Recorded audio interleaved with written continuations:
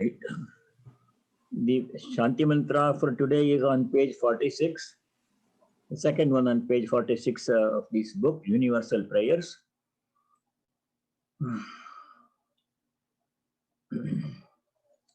If you wish, you can chant with me.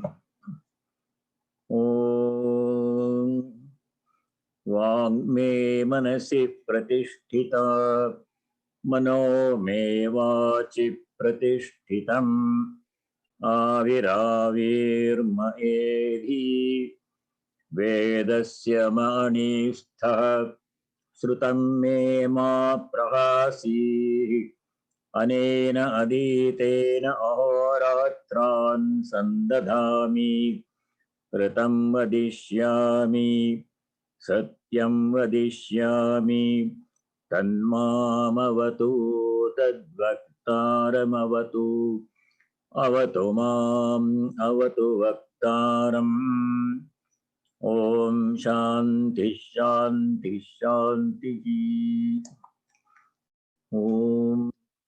May my speech be fixed in the mind. May my mind be fixed in the speech. O self-manifested Atman, do thou manifest thyself unto me. O my mind and speech, may ye be fit to reveal unto me the highest knowledge. May I not forget what I have heard. Without forgetting what I have learned, may I be able to study day and night. The right will I speak, the truth will I speak. May Brahman protect me. May Brahman protect the preceptor. May Brahman protect me. May Brahman protect the preceptor. Om peace. May there be peace and joy in our hearts. May there be peace and harmony amongst all beings. May there be peace everywhere in nature. Three kinds of Shanti. Now we begin chapter number 6 today. Swamiji, the Shanti mantra that you said is also used in Devi Upasana for Kaulopanishad. Yeah, it comes in many places. There are about 10 or 15 Shanti mantras in the different Upanishads and Vedas. They are used at the beginning of all classes and study, puja, everything. Very nice. This 6th chapter is called Dhyana Yoga. Dhyana means meditation. In this chapter, Bhagavan Shri Krishna gives us some very practical instructions on how to prepare for meditation. Meditation is 95% preparation, 5% action. Because if you sit down for meditation for an hour or half an hour in the morning or in the evening, what happens in our mind during that half an hour, 1 hour, depends upon what has been happening during the remaining 23 hours. So a whole day is preparation. If the mind is properly prepared during the whole day, meditation becomes natural. So mostly it is about preparation, how to prepare the mind.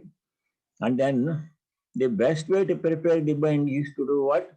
You already know that one.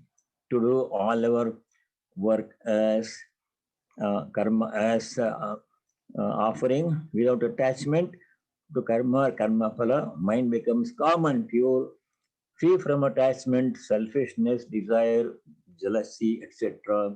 Mind will be ready for meditation. Whenever you sit down, it will calm down. So that is the general idea in this chapter 6. So let us begin with the shloka number 1.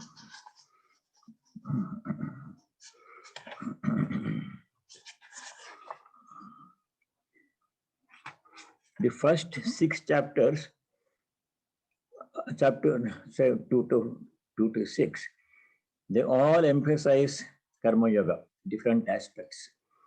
From 7th chapter onwards, the emphasis changes. It's all about knowledge of God.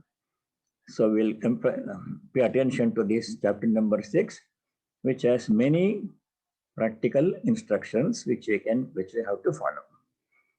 Sri Bhagavan Vacha अनाश्रितः कर्म फलम् कार्यं कर्म करोति यः स सन्न्यासी च योगी च न निरग्निर्न चाक्रियः. Sri Bhagavan Vacha, I just read the translation. Not depending on the fruit of work. Whoever performs work that has to be done is the renouncer and yogi, not he who has rejected the household fires and is a non-worker.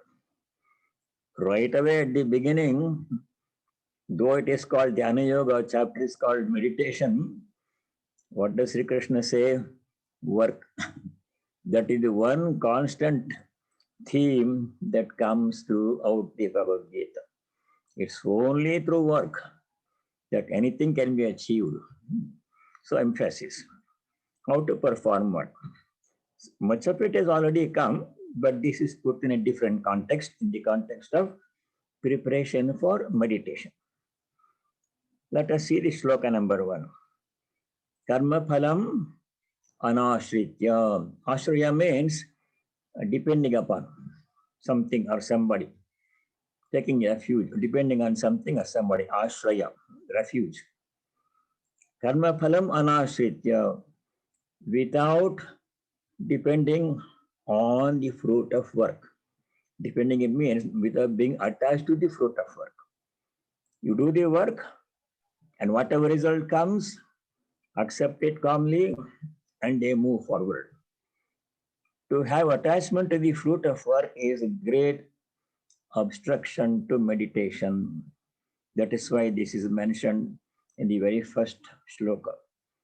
To have attachment to anything in general, especially the fruit of work, our work, what we do, I want to get benefit from it. That idea, this is my result, I have done this work. That kind of attachment is an obstruction to meditation. In general, any kind of attachment is an obstruction to spiritual life, attachment to people in our lives, attachment to the place where we live, attachment to the property, things we possess, attachment to our body, attachment to our name and fame. All these things are obstructions. But in this context here, he emphasizes attachment to the fruit of work. Karma phalam anashritya, not being attached to the fruit of work.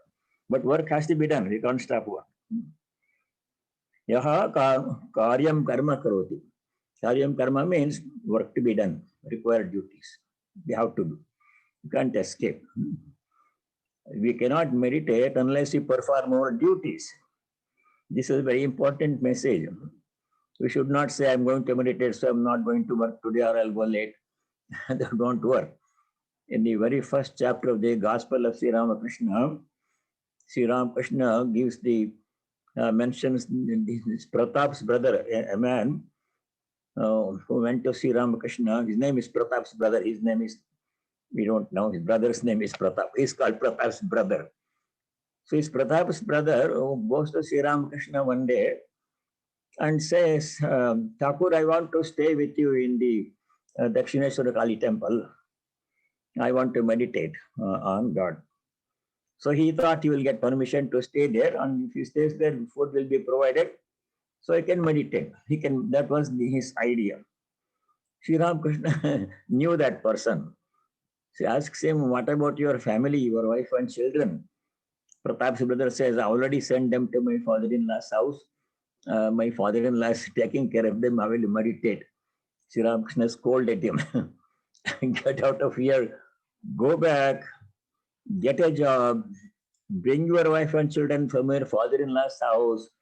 Take care of them. Serve them. And then after serving them, doing your service duty as a householder, then you can meditate all you want. You cannot stop your duty, refrain from doing your duty and say you want to meditate. That will not work at all. Such a person who tries to evade one's duty and wants to do something spiritual, meditation, etc. Meditation is something fancy. Going to work is boring every day. Such a person is called a kartavya bhrashta. You don't have to remember this term. Kartavya bhrashta means a person who evades and tries to escape his duty, kartavya. That will not work at all. That is why here in this first line, Sri Krishna says, Yaha karyam karma karoti. Karyam karma means work that has to be done, that is required to be done. We all have required duties. Every one of us has required duties. It will change with time. It will be different for different people, but whatever is our duty, we have to do it as offering without attachment to the fruits of our first instruction for meditation. You see how meditation chapter begins? Do all work with detachment. That is the most important requirement to prepare the mind for meditation.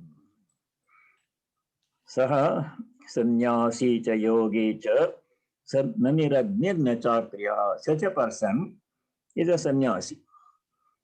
Sannyasi does not necessarily mean one who takes the vows of sannyasa. Anybody who practices renunciation can be a sannyasi, internal renunciation. Such a person who renounces attachment to fruits of action is a true renouncer. Saha yogi is a yogi, karma yogi. Saha na niragni na chakriyaha. Not a person who does not maintain fire. I will explain fire. Na chakriyaha. Na niragni. Agni means fire. Those days in the Vedic ages, householders were required to maintain fire around the clock 24 hours. The fire cannot be allowed to put off. So that fire has to be maintained for performing fire ceremony, householders requirement. So a person who does not maintain the fire, that means does not perform householders required duties, such a person cannot meditate. Niragni. Niragni means a person who fails to do his householder's duty, such as making money through honest means, taking care of her family members, parents, children, husband, wife. Yes, such a person, if he does not do these things, then he cannot meditate. He cannot be a yogi. In the Karma Yoga lectures, Swamiji emphasizes this one. Swamiji says, a householder who fails to make money is being immoral. It's his duty to make money. Money is not bad in good hands, Swamiji says. But that money has to be made to dharmic means, working hard, honest means, and spent in dharmic way to support the family and the rest of society. Householders' duty is to support the remaining segments of society also, not only one's own family.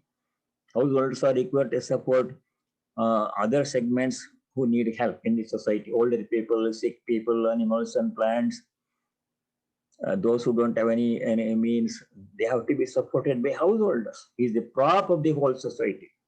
Swamiji says in Karma Yoga lectures, the householder is the prop of the whole society, the support on which whole society depends. So here, Naniragni means a person who does not fulfill his householder's duties, he cannot be a yogi, not niragni. Nacha akriyaha, one who remains inactive. Akriya means a person who does not do his required duty. Such people cannot meditate. Performing our duty with detachment to the fruit of action is the first requirement for meditation, to prepare the mind for meditation. That is sloka number 1. See how the meditation chapter begins with Karma Yoga. Very interesting. Now we go to the second sloka.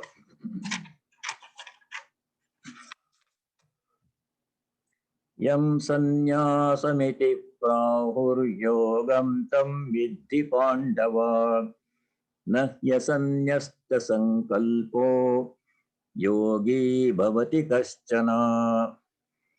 The translation is, that which they call renunciation, know that to be yoga. O Pandava prince, none indeed who has not discarded mental constructions can become a yogin. The word sankalpa has come here. It has come before also.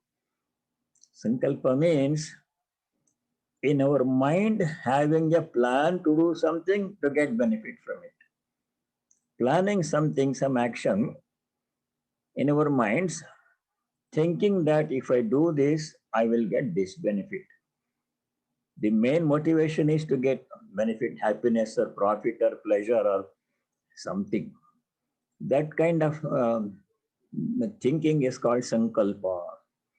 That is the cause of desire. Sankalpa causes desire. So a person should be free from sankalpa as much as possible. Duty has to be done, but not expecting pleasure or a benefit or something from that one. Yam sanyasamiti praho, whatever they call sannyasa, is also called yoga. Sannyasa does not mean giving up action or anything. Sannyasa requires performance of actions. Different action, duties are different, that is all. Yogam tam vidhi, know that to be yoga also. Nahi asanyasta sankalpa. A person who has not given up sankalpa. Sannyasa means giving up. Asanyasta sankalpa means one who has not given up sankalpa. Sankalpa means desire for benefit by doing some action. That means action everybody does, but the motivation should be clean. The motivation for action is to purify the mind. That we saw in the previous chapter. Chapter 5, sloka number 11, why action has to be done. Basic reason is to maintain the body, sharira yatra, all those things we saw. But the main reason why action has to be done is yogina karma kurvanti sangam tektva atma shuddhaye. Chapter 5, verse number 11, second line. Why yogis perform action? Not to get some benefit, but for atma shuddhi. Atma shuddhi means purification of the mind, making the mind free from attachment, desire, etc. That is the main thing in meditation. So here, a person who has not given up sankalpa, samyasta sankalpa, kaschana yogi bhoti, such a person cannot become a yogi. So we have to understand one thing. Action is inevitable, imperative. Physically, they cannot stop action, that we know. Physically, action is necessary to maintain the body. That is one thing. Everybody has to act. The second reason why we should perform action is to purify the mind. Use every opportunity, every action that we have to do as an opportunity to purify the mind. That is the whole essence of spiritual life. So every activity that we have to do, even so small, menial, ordinary chores, they can all be used as opportunity for spiritual progress, to purify the mind. How? By dedicating all actions to God. Maya sarvani karmani sanyasya, dedicating all actions to me. Chapter 3, verse 30, and many places. So in chapter 5, verse 11, which we studied, Sri Krishna says, why anything has to be done. Not to get pleasure or benefit from it, but for purifying the mind, Atma Shuddhaye. Yogis perform all actions for purifying their mind. Once mind is purified, meditation becomes natural. If the mind is full of desires, then meditation is not possible. So that's the connection. Chapter 4, verse number 11 is a very important verse. It tells us why we have to do anything at all. Even if there is no need for something, we have to perform required action to make the mind free from all impurities. Kevalairindriyairepi yogina karma kurvanti sangam tyaktva atma shuddhaye. 5:11. So this is what the verse number 2 says. Not keeping some hidden desire in the mind. If I do this, this benefit will come. That sankalpa should not be there. So third verse number 3 is very interesting verse. You come across two terms here. Arudha, Arurukshu. I'll explain to them. Try to explain. Verse number 3. Arurukshor munir yogam karma karanamuchyate yogarudhasya tasyaiva shamah karanamuchyate. In the first chapter of Sri Ramakrishna, Gospel of Sri Ramakrishna, somebody was asking Sri Ramakrishna how long we have to perform our duties. Sri Ramakrishna said, you have to perform all your duties, rituals, and sandhya, everything, until the stage comes when, upon hearing the name of God once, your voice begins to choke, you begin to perspire, your hair stands on end. Three things must happen. Until that stage comes, you cannot give up duties. It's on the first page of the gospel. You haven't heard that one. He says, how long we should keep on doing our duties? That was the question. Sri Ramakrishna's answer was, as long as upon hearing the name of God once, Rama or Hari or Krishna or whatever, if you hear the name of God once, three things must happen. That means you must feel so much upsurge of emotion, of devotion, that your voice must choke, tears must come, hair must stand on end. That stage, when it comes, then you have no more duties to perform. Tasya karyam navidyate. So until then, you have to keep on doing your duties. So here, that idea is explained in verse number 3. Arurukshoho munehe yogam karma karana muchyate. Arurukshu means, arohana means climbing, rising to a higher level. Arohana means climbing. Arurukshu means a person who is desirous of climbing. Climbing where? Not a mountain or anything. Climbing the height of yoga. We are trying to become yogis, meditators. A person who wants to reach the height of yoga, such a person is called an Arurukshu. For such a person, what is the means? What such a person should do? Karma karana muchyate. Karma means performing duty. It comes back to the same thing. Do your duty again and again. For a person who wants to reach the height of yoga, that means wants to be able to meditate deeply and reach the goal of life, the means is to perform one's own duty. Karma karana muchyate. So we have to perform our duty with detachment. Sangam tyaktva. Mind becomes pure. Meditation becomes natural. Next step is realization. That is the sequence. For a person who has already reached the height of yoga, such a person is called a yoga arudha. Arudha means one is already climbed to a higher level. For example, you come across the word Ashwarudha. Ashwa means a horse. If a person is standing next to the horse, thinking, how can I get onto the back of the horse, is Arurukshu, desirous of climbing. If he already is sitting on the back of the horse, it's called Ashwarudha. He has climbed to the height of wherever he wants to be. Yoga Rudha means a person who has reached the height of yoga, who can meditate, who has calmed the mind so well, has become free from attachment, desire, jealousy, etc. by performing everything as worship, as offering. Such a person is called a yoga rudha. For such a person, what is the means? Shama karana muchyate. Shama means tranquility of the mind. Comes naturally, without any struggle. So if you want to achieve tranquility of the mind, peace of mind, what do we have to do? Perform all our actions without attachment to the fruit of action. See, the three slokas, they contain a very good idea.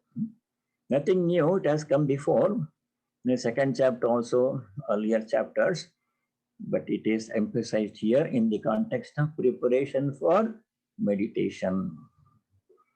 आरुरुक्षोर्मुनेर्योगं कर्म कारणमुच्यते योगारूढस्य तस्यैव शमः कारणमुच्यते. So what are you arurukshus or arudas? You have to ask ourselves. If I think I'm an arurukshu, I'm not reached the height of yoga. My mind is still wandering. I am practicing meditation. I'm arurukshu. I'm desirous of climbing to the height of yoga. I'm not reached the height yet. Therefore, what should I do? Karma karana muchyate. I have to perform my duties without attachment. That is my duty. If I think I'm a yoga rudra, if I can meditate for long hours without any disturbance, then there is no duty for me. Mind is already prepared. So that question each one of us has to ask ourselves. Am I yoga rudra? Am I arurukshu? If I'm arurukshu, if I'm desirous of climbing to the height of yoga, if I'm not reached a stage where I can meditate for long hours without disturbance, then I have to perform a duty as offering, as worship, as a servant. All those things we have seen, different attitudes towards work we have seen. Okay, that is sloka number 3. Then who is a yoga rudra? When can I call myself a yoga rudra? When can I say that I have reached the height of yoga? What are the qualifications, criteria to become a yoga rudra? Those two criteria are explained in verse number 4, next verse. If I want to call myself a yoga rudra, I've reached the height of yoga, then what qualities I should have? Those are mentioned in verse number 4. Yada hinendriyartheshu na karmasvanusajjate sarva sankalpa sannyasi yoga rudhastadochyate. Yoga rudha tada uchyate. Uchyate means he is said to be a yoga rudha. Definition of a yoga rudha is given here. When yada indriyartheshu karmasu na anushajyate. First line. Indriyartha means all sense objects without exception. Anushajyate means becomes attached. Na anushajyate means does not become attached. No attachment to any sense object at all. That's when a person becomes a yoga rudha. What is a sense object? Anything that we can see, touch, taste, hear, and smell, including our body. It's the biggest obstacle, attachment to one's own body.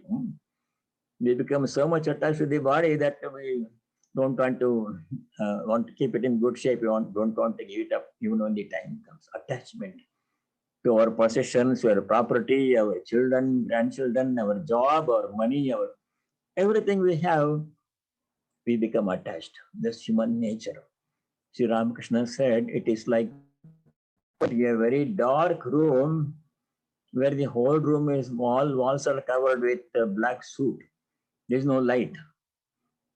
No matter how careful you are, something will stick to you. So the world is a very sticky place. So many things, and we become attached to everything. So that attachment has to be given up. How to give up attachment? By reasoning and prayer. We should reason. None of this is really mine. Attachment means mine, I want to have it. That is attachment. None of this really belongs to me. These are all temporary associations. Everything we have is temporary.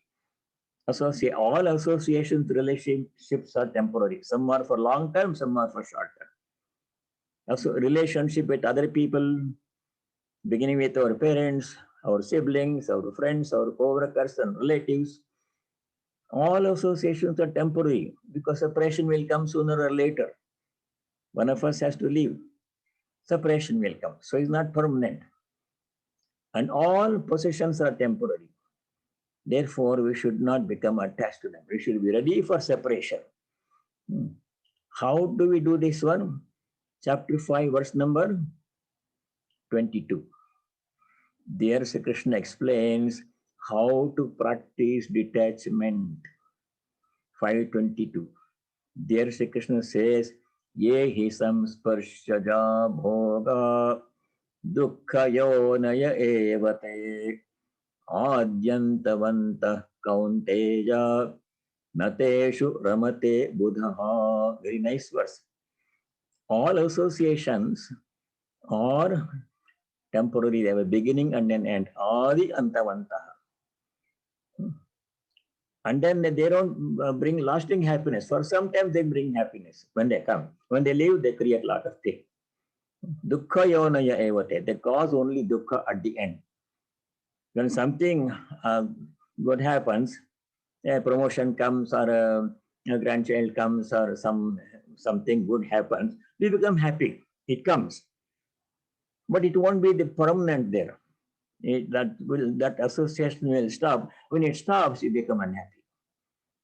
Therefore, a wise person, Buddha, teshu naramate, does not become attached to all these associations. Anything. We should know it's temporary. It will go, it's going to go one day. It will be there, I have to leave, or I will be there, it will leave. One way or the other, separation will come. That's how to practice detachment. Sarva Sankalpa Sannyasi, a person who has no attachment to sense objects, indriyartheshu na anushajyate. Also karmasu, not, to work also we become attached. We become attached to work. We don't want to stop when the time comes to stop. So that is also bad. No attachment to work, no attachment to possessions. Indriyartha means sense objects. Karma means work. We should not become attached to any of these things. Sarva Sankalpa Sannyasi, a one who renounces all Sankalpa. Sankalpa means expectation of happiness from all these things, from karma and possessions. Saha Yogarudaha Uchyate. Such a person is called a Yogaruda.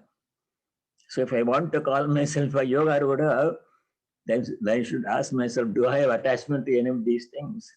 Sense objects and people and work and everything. That is the criterion for becoming a Yogaruda, total detachment. If such a person he sits down for meditation, it's natural. Mind soars into the highest levels. Sri Ramakrishna, when his mind would go naturally soar to the highest levels. He had to work hard to bring it down to the plane of waking state. So that is yoga. That means what should we do? Try to practice detachment. That is the first step in preparation for meditation. Okay, 3 slokas.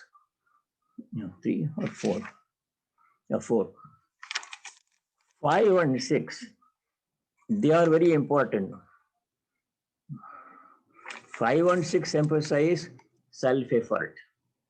Key factor in spiritual life, even in worldly life, self-effort. We have to strive for our own progress. Nobody else will help us. They may give hints and they may help us. They may tell us how to do the work myself. For example, if I become hungry, I have to eat. If somebody else eats, my hunger will not go away. Shankaracharya gives that example someplace else. So if I want to make spiritual progress, I must work hard and put in self-effort. If somebody else does it, I won't get the benefit. They will get the benefit. So that is explained in 2 verses, 5 and 6, important verses. Verse number 5. Uddharedatmanatmanam natmanam avasadayet atmaiva hyatmano bandhuhu atmaiva ripuratmanaha. Very nice verse. Atmanam, Atmanam Uddharet. Here Atman means our own mind. We have our own mind as the main instrument. It's also the object, it's also the instrument. How do we do anything? With our mind. Main instrument for any action is the mind. Sense organs will come later. So if I want to lift myself up, if I want to become a good meditator, what should I do? I must do it with my own mind. My mind is the instrument by which I have to make my mind able to meditate. My mind is the only instrument I have that I have to use. Atmana, my own mind. Atmanam uddharet, I have to lift myself. Lift myself means I have to improve my life and whatever I want to achieve spiritual progress, I have to do by my own self effort. Other people can only give indirect help. They can give us hints and tell us how to do and encourage us and all that, but work has to be done by myself. Atmana atmanam uddharet. Second part of the first line, na atmanam avasadayet. One should not belittle oneself.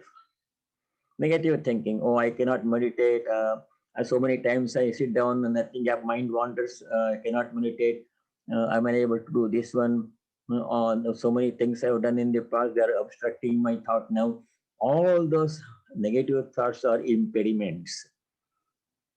By thinking those, we are belittling ourselves. So, na avasadiyat means, atmanam na avasadiyat means one should not belittle oneself. One should have a positive attitude. Sri Ramakrishna says, one should never say, I'm a sinner. If I keep on saying I'm a sinner, I've done so many sins, then that's what I will become. He says, what? I have taken the name of God. How can I be a sinner? How can sin touch me? The name of God is the most powerful purifying agent. I have taken the name of God. I take the name of God every day. How can I be a sinner? That attitude has to be cultivated. So, Natmanam avasadiyat means, second part of the first line, one should never belittle oneself. One should have a positive effect, positive thinking. I can do it. By the grace of God, I can do it. By the grace of God, anything can be achieved with a little self-effort. Atmana uddharet.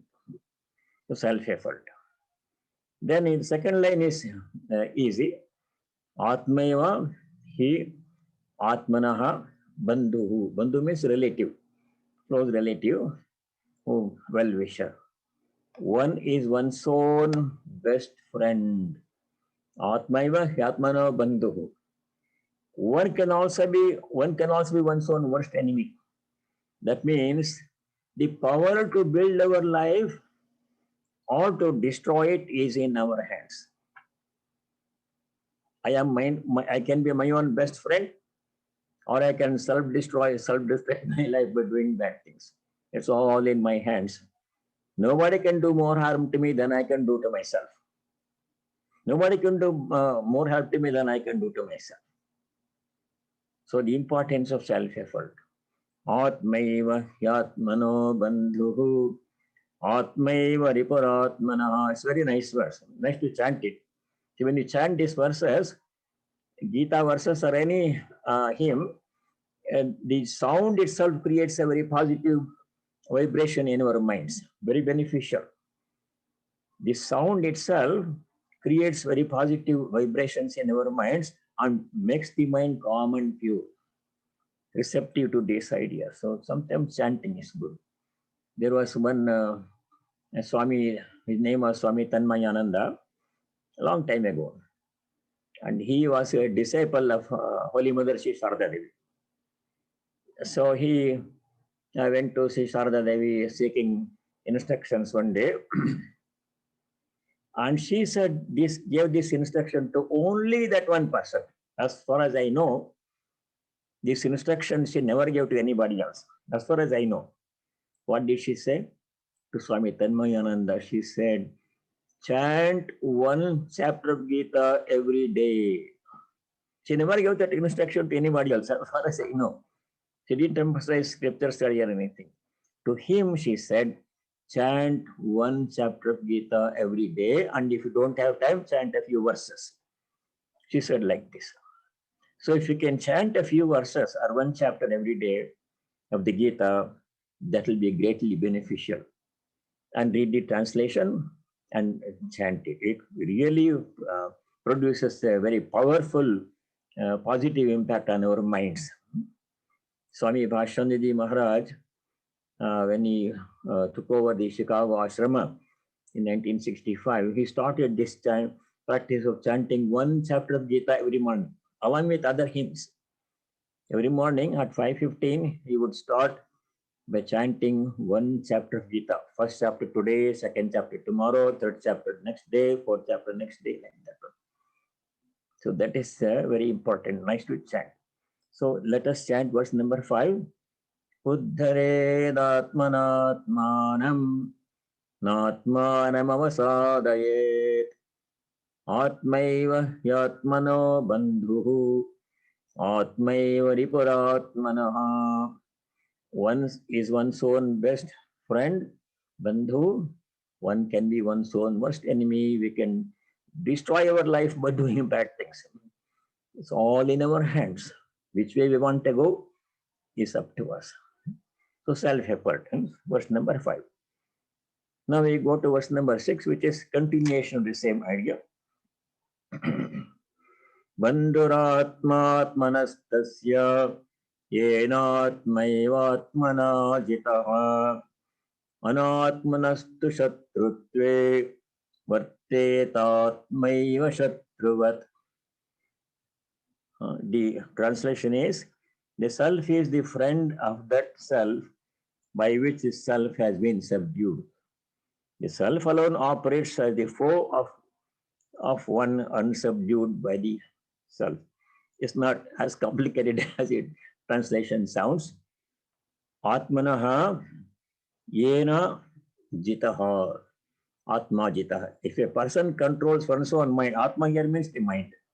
The word Atma has different meanings in different contexts. Here it is the mind. Atma can mean the physical body. Atma can mean the mind. Atma can mean the Jivatma. Atma can mean the Paramatma. But in this context here, Atma means the mind. Atmanasya, Atmanaha tasya, yena Atmana jitaha. If a person has controlled one's own mind, then he is his own best friend. That's the key, controlling the mind. So many temptations and distractions come to control the mind and make it focus on something that is to be done at the moment. That is the main effort in spiritual life. If one can control the mind, making it free from distractions and anger, jealousy, lust, greed, etc., then that is the key to spiritual life, success in spiritual life. Such a person is one's own best friend, bandhu.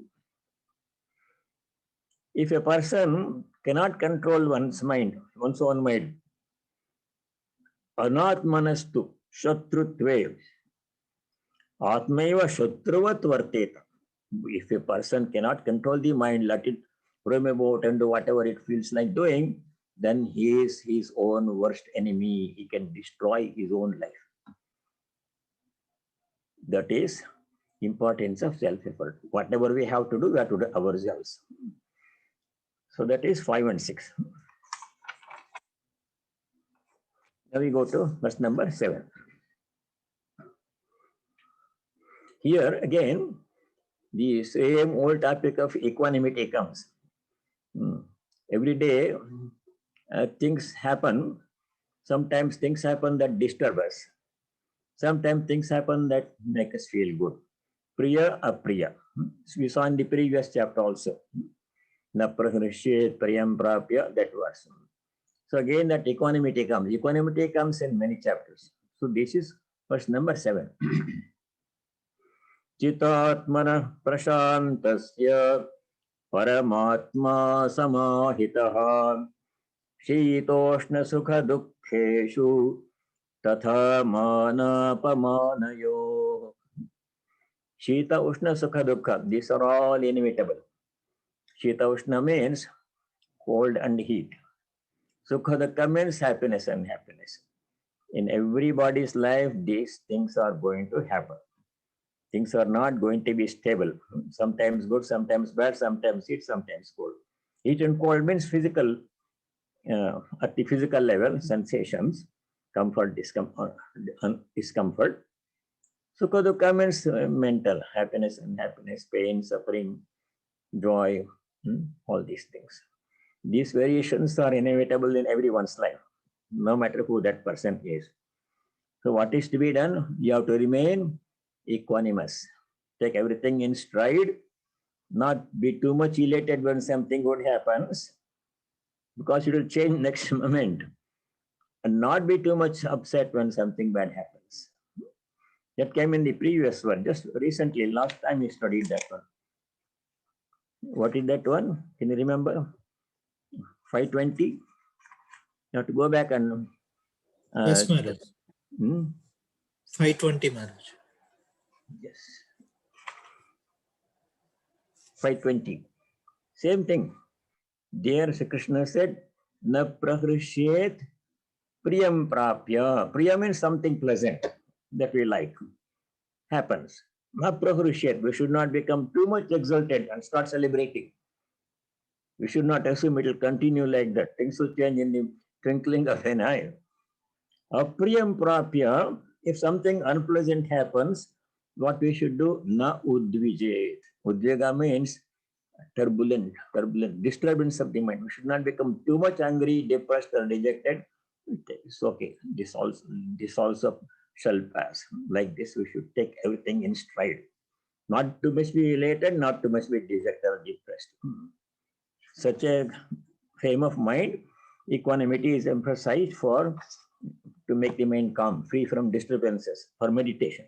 All this is in the context of meditation in this chapter. Jitatmana prashantasya paramatma samahitaha.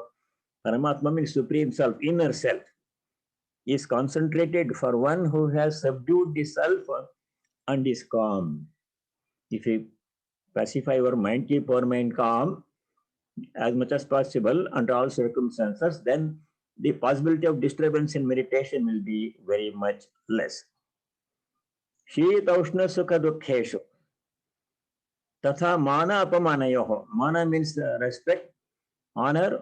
Apamana means infamy. People praising us, people blaming us sometimes. Same people will do both. Today, some people will praise you because you did something. Tomorrow, same people will blame you for doing the same thing. So that's the nature of the world. You cannot do anything about it. So what we should do, we should remain calm and try to be unaffected by what other people do, what other people say.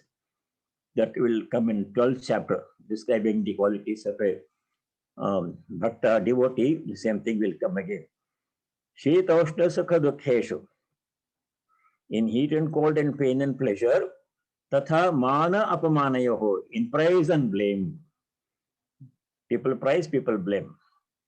In both circumstances, one should not allow oneself to be too much upset. When people praise, you should not become arrogant, because next day the same people may blame you. If people blame, don't be too much upset. That will also change. So this equanimity comes several times in the Gita. It came in the 3rd chapter and other places. Tulyaninda Stutirmauni. It's 9. Just right. In the famous Song of Sannyasin, Swamiji wrote Song of Sannyasin in 1895 when he was in Thousand Island Park. This one stanza that always comes. Heed then no more how body lives or goes. Its task is done. Let karma float it down. Let one put garlands on, another kick this frame. Say not. No praise or blame can be where praiser praised and blamer blamed are one. Thus be thou calm, Sannyasin bold, say Om Tat Sat Om. Let one put garlands on, people honor you sometimes, show great respect. Another kick this frame. Some people, they will blame you and ill-treat you, insult you. Praiser praised and blamer blamed are one. Who is praising whom?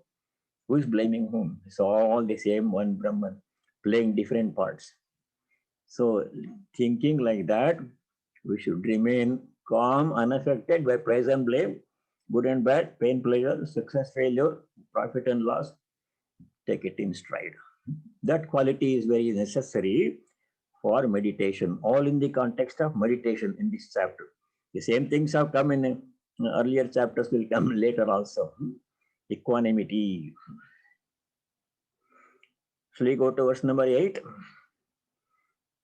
Jnana vijnana traptatma kutastho vijitendriya yukta ityuchyate yogi samaloshtasmakanchana.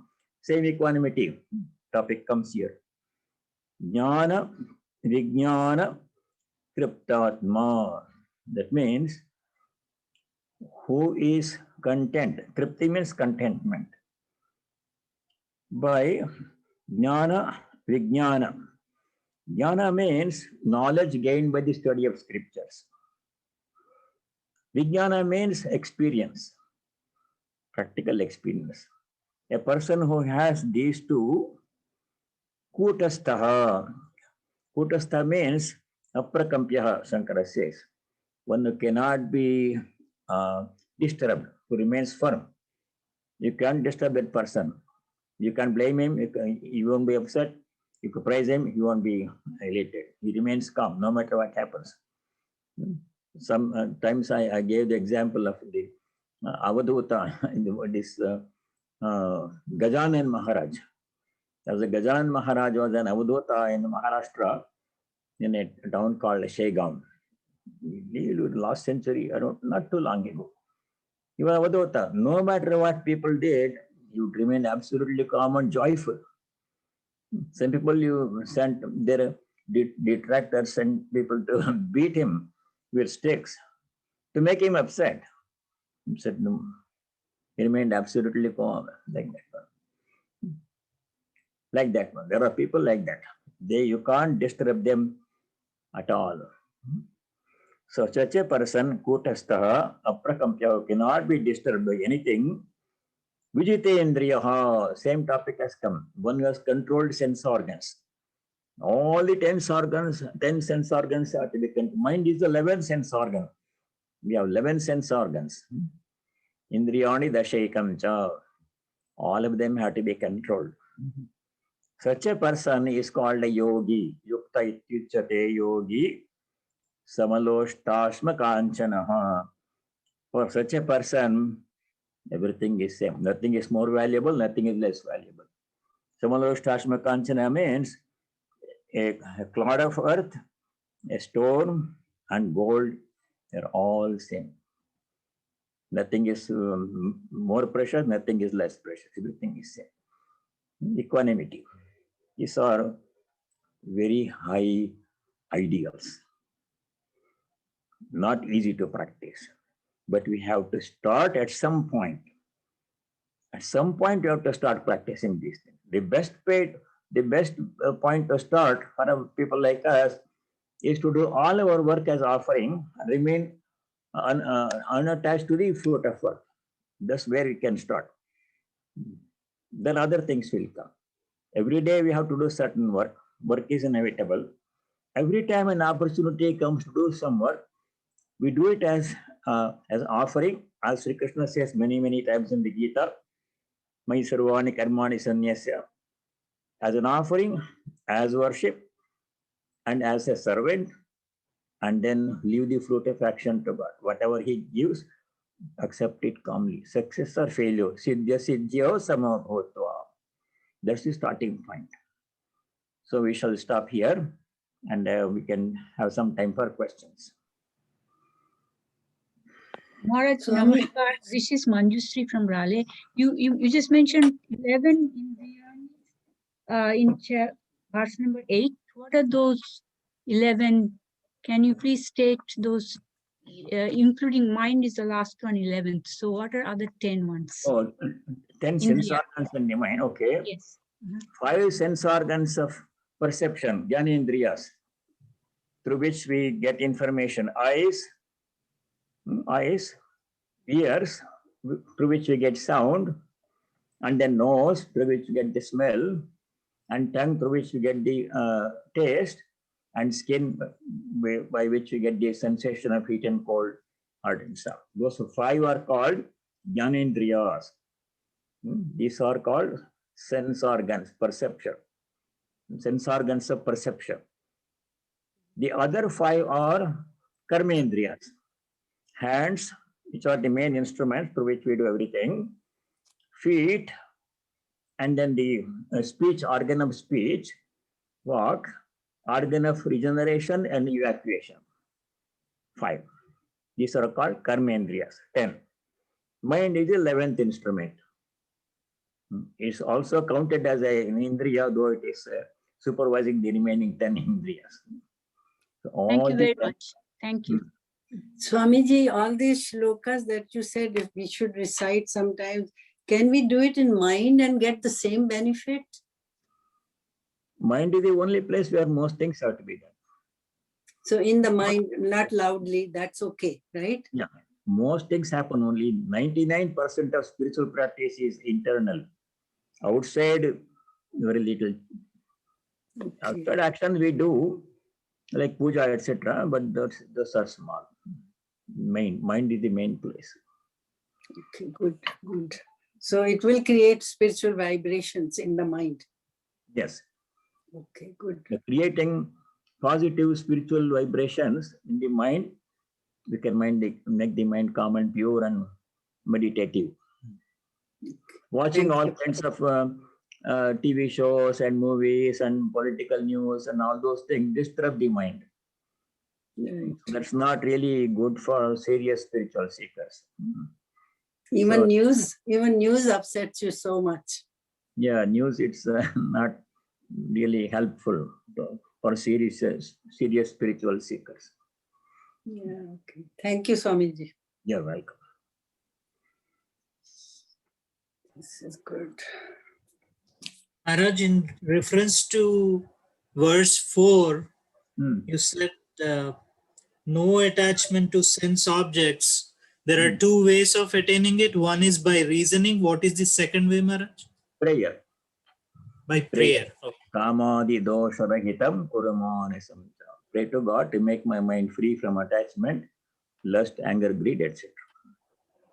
Thank you. Yeah, Maharaj. that is so true.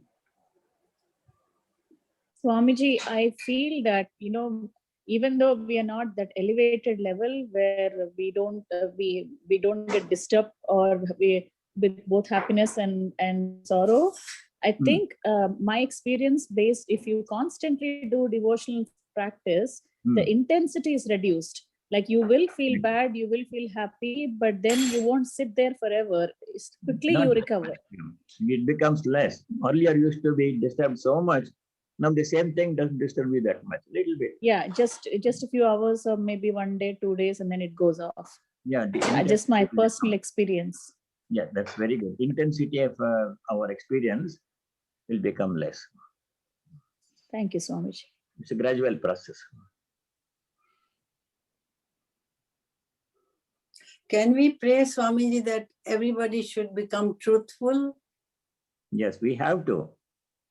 Everybody Survey- else, because it's very important. For example, politicians should become truthful. Everybody, we should pray for everybody. That's what we do at the end of every class. Sarve bhavantu sukhina. Sukhina, yeah. Happy, peaceful. They should know what is right. Sarve bhadrani pashyantu. They should do what is right and dharmic. Those things are helpful. Pray for others is helpful. So we say the closing prayer now. Yes. Om Sarve Bhavantu Sukhina Sarve Santu Niramaya Sarve Bhadrani Pashyantu Ma Kaschid Dukkha Bhag Bhavet Om Shanti Shanti Shanti Om. May all be happy. May all be free from diseases and other problems. May all realize and practice what is noble, dharmic and right. May no one be subject to misery and suffering. Om peace. May there be peace and joy in our hearts. Adhyatmika Shanti. May there be peace and harmony amongst all the beings. No ill will, no hatred. Adi Bhavatika Shanti. May there be peace everywhere in nature. Adi Daivika Shanti. Harihi Om Tat Sat. Sarvam Sri Rama Krishna Arpanamastu. All of you stay well. And God willing.